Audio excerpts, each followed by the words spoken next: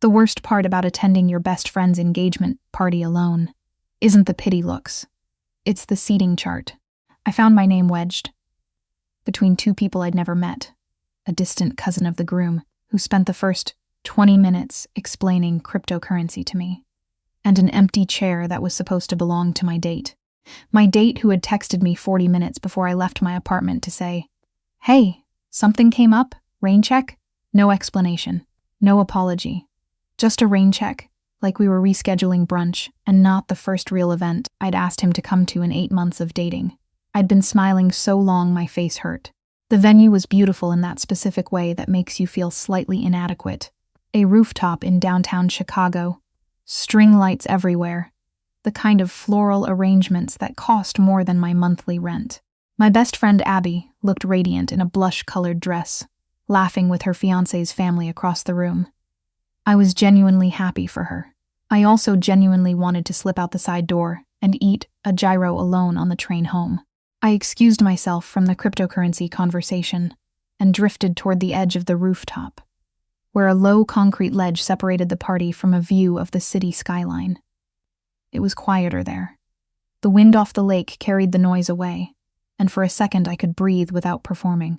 I pulled out my phone, typed and deleted 3 different responses to the rain check text, put the phone back in my bag. "You look like someone who's doing math in their head." I turned. The man leaning against the ledge a few feet from me was not someone I'd noticed before, which was strange because he was not the kind of person you failed to notice. Tall, dark jacket, the kind of jaw that looked like it had been carved with intention. He was holding a glass of whiskey and watching me with the particular calm of someone who had never been uncomfortable in a room in his life. "Excuse me?" I said, the expression. He nodded at my face. "You're running numbers, calculating something. Exit routes, maybe." I laughed before I could stop myself. "Is it that obvious?" "Only from over here." He moved slightly closer, not intrusively, just enough to make the conversation feel less like shouting. "This is your friend's party." "Since we were 11, I said. "Abby and I met in 6th grade because we both brought the same book to school on the same day and she accused me of copying her. We've been inseparable ever since." "What was the book?" "The Giver." I glanced at him. "You? Business." He said it simply, without elaboration. "My firm handled some investments for her fiancé's family. I was invited as a courtesy. And yet you're standing at the edge of the roof." "I prefer the edge," he said. "Better view." He wasn't wrong. The skyline stretched out beyond us, all glass and light, the lake a dark mirror behind it. I'd lived in this city my entire life, and sometimes I still forgot how it looked from above. "I'm Sylvie," I said. "Knox." We shook hands. His was warm, and his grip was the kind that didn't need to prove anything. "So what's the math you're doing, Sylvie?" I considered lying. I'd been doing it all evening. "I'm great. He just got tied up with work. No, it's totally fine. But something about standing at the edge of a rooftop in the dark made the performance feel exhausting." "I'm calculating how long I have to stay before leaving doesn't seem rude," I said. "My date canceled last minute. I've been smiling for 2 hours. I think my face is starting to file a formal complaint." Knox considered this. He took a sip of his whiskey. "2 more photos with the couple," he said. "1 toast. Then you've fulfilled your social contract. You've done this before." "I have a talent for identifying the minimum viable requirement," he said, and there was something in the way he said it that made me think he was talking about more than parties. I looked back at the crowd. Abby had spotted me from across the roof and was giving me a look. The specific look she'd been perfecting since 6th grade that meant, "I see you. Come back inside. I want to introduce you to someone." I knew what that meant tonight. She'd been trying to set me up for months, convinced that what I needed was to meet the right person. She wasn't wrong, exactly. She just kept confusing right person with any available person in my vicinity. "My friend is about to pull me back in to meet someone," I said. "The look," Knox said. "I've seen that look too. She means well. They always do." I turned to him on an impulse I couldn't fully explain. Maybe it was the 2 hours of performance exhaustion. Maybe it was the wind off the lake and the fact that this man had somehow made me laugh at the edge of a rooftop when 20 minutes ago I'd been considering faking a headache. "Would it be completely insane?" I said slowly. "If you came with me?" just stood next to me. So she thinks I'm already talking to someone and the introduction becomes unnecessary. Knox looked at me for a long moment, not evaluating. Exactly. More like he was reading something and taking his time with it. I'll do you one better, he said. Let's give her something to actually believe. He offered his arm. I stared at it. I was just asking you to stand nearby. Standing nearby is ambiguous, he said. This is unambiguous. I took his arm. What I told myself, walking back into the lights and noise of that engagement party with a man I had known for 7 minutes, was that it was practical, a temporary solution to a minor social problem. Abby would see I was occupied. She'd redirect her matchmaking energy elsewhere, and I'd have an easier rest of the evening. That was the whole calculation. I didn't account for the fact that Knox was extraordinarily good at this. He learned Abby's name within the first 30 seconds and used it naturally, the way people do when they're actually paying attention. He asked her about how she and her fiancé met and listened to the whole story without checking his phone. When her future mother-in-law drifted over and started asking pointed questions about my career, I was a pediatric occupational therapist, which some people found hard to explain and harder to take seriously. Knox said, Sylvie's work is the kind that actually changes kids' lives. Not many people have the patience or the skill for it, and he said it with such easy certainty that the woman nodded like she agreed. I had not told him what I did for a living. How did you know? I asked him quietly when we'd stepped away to get drinks.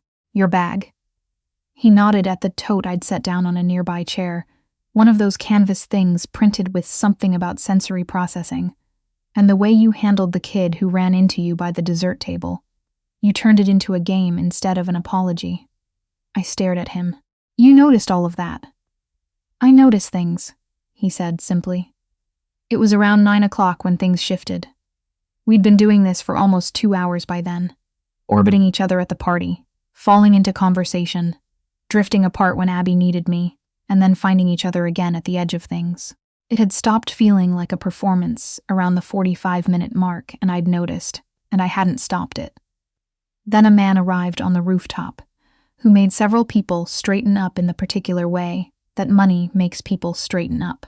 He was older, well-dressed, with the look of someone who had been powerful for so long it had become architectural, built into the bones of his face. I felt Knox go still beside me, not tense, just still. Who is that? I asked. His name is Whitmore, Knox said. He's been trying to acquire my firm for 18 months. Is that bad? It depends on what he plans to do with it. Knox turned slightly, angling his body so that he was facing me instead of the room. He's going to come over here. To talk to you? To assess me. A pause. This evening just became more complicated. I understood then what the calculation looked like from his side. He'd walked into a professional minefield in a social setting, which was the worst possible combination. The man across the room, Whitmore, was moving through the party with the practiced ease of someone who always moved toward what he wanted. Knox, I said. He looked at me. You did me a favor tonight, I said. Let me return it. Something moved across his face. Not surprise exactly, but something adjacent to it, like he wasn't used to the direction of that offer. You don't have to, he said. I know, I said. That's why it counts. Whitmore reached us 2 minutes later. He was charming in the way that powerful men often were. Attentive, well-spoken, asking questions that sounded like interest but functioned like reconnaissance. He wanted to know how long Knox and I had been together, where we'd met, what I did. He was building a map. I answered everything, with the calm of someone who had spent years learning how to read a room from a child who couldn't speak yet and had to communicate entirely through behavior.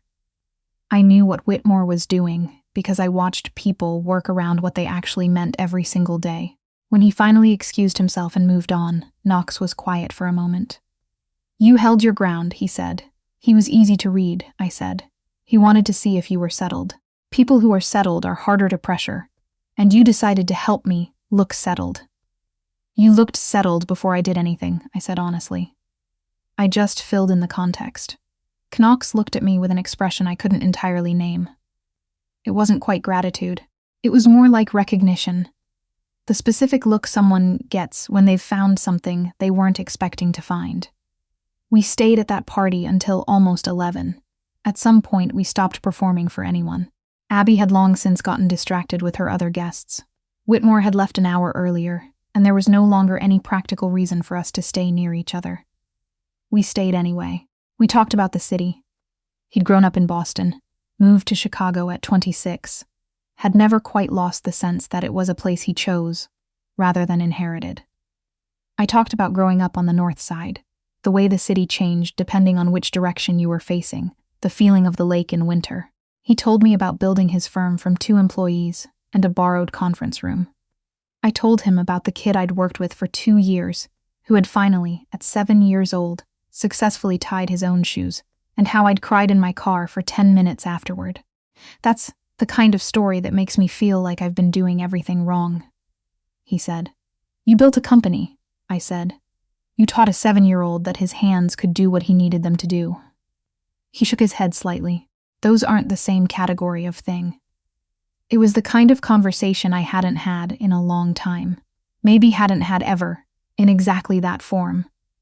Out in the open air above a city I loved, with someone who was listening in the way that meant they were actually hearing. When the party started to wind down and guests began collecting their jackets and saying their goodbyes, Knox walked me to the elevator. We stood waiting for it in the particular silence of 2 people who have talked for hours and aren't quite ready for it to end.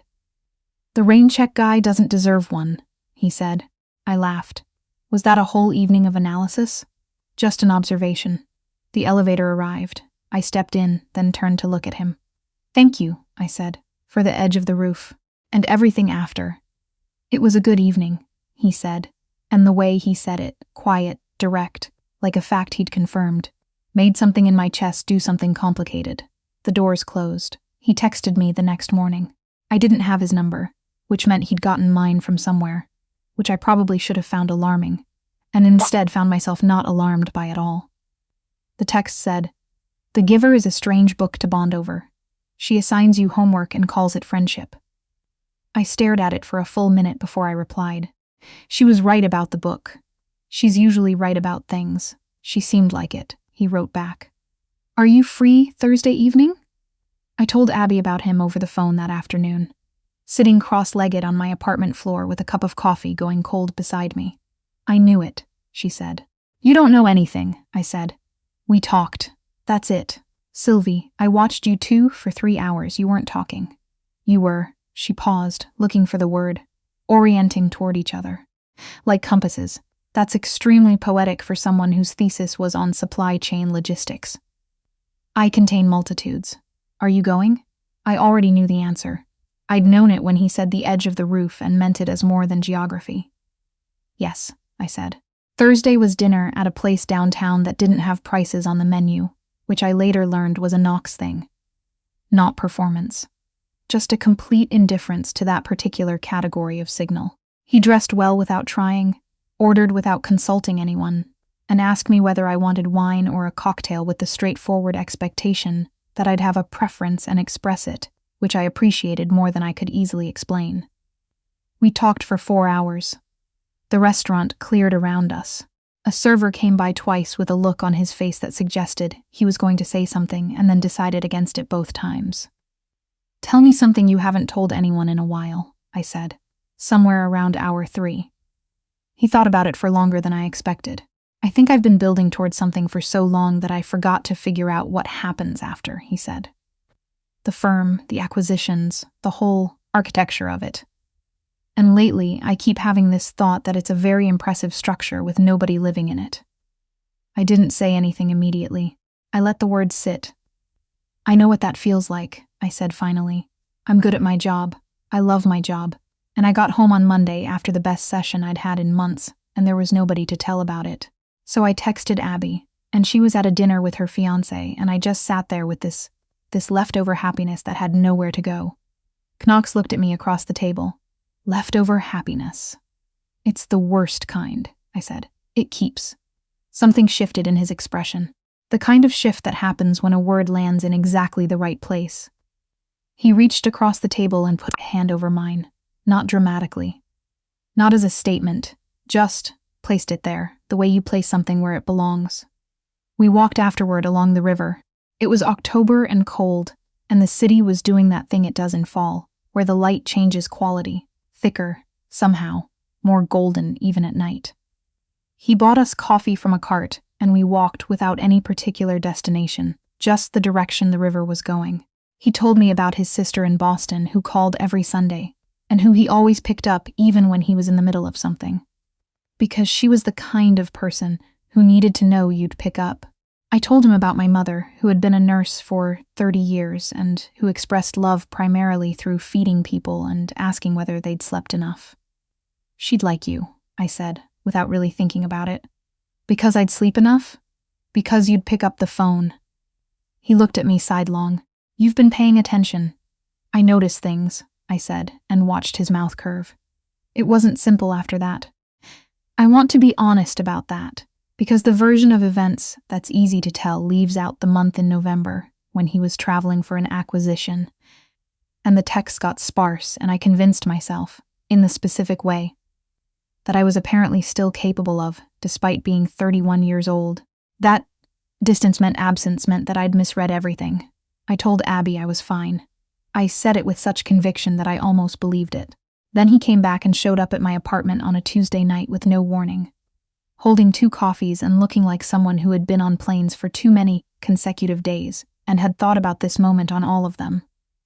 I'm bad at this, he said, when I opened the door. At what? He searched for it, letting things matter. I've gotten very efficient at keeping things in the right box, firm in one box, everything else in another. And then I met you, and now I can't find the box. I took one of the coffees. Knox. I know it's a Tuesday, he said. I don't care that it's a Tuesday. It's 11 at night, I said. I know. I stepped back from the door. He came in. We sat in my kitchen and drank the coffee and talked until 2 a.m. about all the things we'd been not quite saying. The way we'd each built our lives into functional, productive, deeply solitary structures and convinced ourselves that solitary was the same as independent, which it wasn't, which we both knew and had both been pretending not to know. It was not a neat conversation. There were parts of it that were hard and parts that were funny, and one moment where I cried a little. And he didn't make it awkward, just handed me a paper towel from the roll on my counter with the same directness he applied to everything. I don't want to be in the box, I said. I need you to know that going in. I know, he said. I mean it. I'm not a quiet thing. I have opinions about everything, and I call Abby too much, and I cry at videos of dogs being reunited with their owners, and I'm going to want you to pick up the phone. Sylvie, he said. What? I drove to your apartment on a Tuesday at 11 o'clock, he said. I'm aware of what I'm signing up for. 3 weeks later, he took me to Boston to meet his sister. Her name was Patricia. Wait, no. Her name was something I thought I'd remember and didn't write down. I'm going to call her what Knox called her, which was the only person who has ever successfully argued me into anything, which tells you most of what you need to know. She was 34, worked in nonprofit housing, had Knox's same stillness and none of his economy of words. She asked me 17 questions over dinner and remembered every answer, and asked follow-up questions the next morning at breakfast. She cornered me in the kitchen while Knox was getting the car. He talks about your work, she said. We talk about a lot of things, I said. No, she said. He talks about your work, specifically. The kids you're helping. He's mentioned 3 of them by name. She gave me a look that was deeply familiar, because it was the same look Knox gave when he wanted to make sure you'd actually heard him. He doesn't remember names. He remembers data and outcomes and strategic advantages. He remembered those kids. I didn't know what to say. So I didn't say anything, which she seemed to understand was the right response. In December, a month before Abby's wedding, Knox and I were in his apartment on a Sunday morning. His apartment, which was beautiful and clean and had, I had observed, over multiple visits, gradually accumulated small evidence of me. A hair tie on the bathroom counter, a book I'd left spine up on the coffee table, a mug I'd bought at a street fair that he'd used without comment, and then washed and placed in the cabinet with the other mugs, as if it had always belonged there. I was reading. He was on the phone, pacing slowly in the way he did when he was working through something complex, and I was watching him without watching him. That peripheral attention you develop for someone you've been paying attention to for a while. He hung up and came and sat next to me on the couch. The Whitmore situation resolved, he said. Good resolved or bad resolved? Good, he's moving on. Found a different firm more willing to accommodate his preferences. He paused. I thought you'd want to know. You held your ground that night at the party. We held our ground, I said. He looked at me. Then he reached over and took the book out of my hands and set it on the table, which he did sometimes when he wanted to say something and needed my full attention for it. From his jacket pocket, he was wearing the dark jacket, the one from the first night. He took out a key. Not a house key. A small, older key, the kind that opened something specific and intentional. My grandmother's house, he said. She left it to me. It's been sitting empty for 2 years because I didn't know what to do with it. It's in Michigan, 40 minutes from the lake, 3 bedrooms. Needs work. I looked at the key, then at him. Knox. I've been trying to figure out the right way to say this, he said, and his voice was different. Not uncertain, exactly, but more unguarded than I'd heard it. I'm not good at the poetic version. But I keep thinking about what you said. Leftover happiness. And I don't want either of us to have that anymore. I want someone to tell things to and someone to tell things to me. And I want it to be you, specifically. Because you're the only person I've met in a long time who... He stopped. Started again. You made me feel less like I was living in a building no one occupied. I was quiet for a moment. That's the most Knox thing anyone has ever said to me, I finally managed. Is that good? It's the best thing, I said. I took the key from his hand. It was small and worn and warm from his pocket, and I held it in my palm and thought about what it meant. Not the house, not the object, but the offering of it. The decision to hand something over that had been sitting closed and untouched, and say, here, try this. I think this could mean something. I want to see it, I said. The house. It needs work, he said again. I know, I said. That's okay. I'm good at figuring out what things need. He looked at me for a long moment. Then the corner of his mouth moved, which was his version of a full smile, which I had learned to read, and which meant more to me now than most people's full expressions. Yes, he said quietly. You are. Outside, the city was doing its winter thing, cold and bright, and absolutely indifferent to small moments happening in apartments on the 14th floor. I didn't care. The key was warm in my hand, and the mug I'd bought at a street fair was in his cabinet, and somewhere in Michigan there was a house with 3 bedrooms that needed work. I knew how to do this. Not the house, not necessarily, though I was willing to try, but this, the slow, patient, careful work of building something real, of staying in the room when it was hard, of picking up the phone, of making sure the happiness had somewhere to go.